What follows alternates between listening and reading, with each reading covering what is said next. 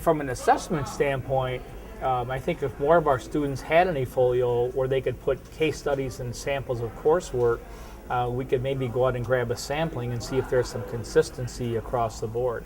What's the level of achievement that students are working on, what types of case studies, and so it's just another one of these common repositories.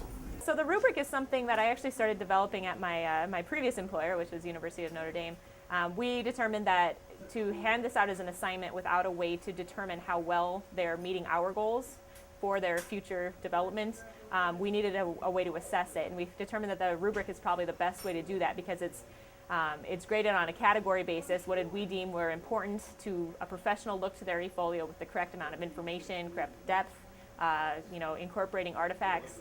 And so we rated that based on a 1 to 4 scale, and for our 6 categories we grade on things like do they properly motivate their electronic portfolio, have they organized it, are there any broken links, spelling and grammar, all of this stuff is incorporated. And so for each of those categories we kind of determined what would we think is a poor eFolio, which would you not want to look at, and what we would consider an exemplary artifact, and so how do we rate those. And so not only is it good for our use for giving the student a grade, but it's also helpful for the student that says, well, I'm only scoring a 2 out of here. What can I do to improve my score? The students appreciate that there's an audience for their work, that their work has meaning and is relevant.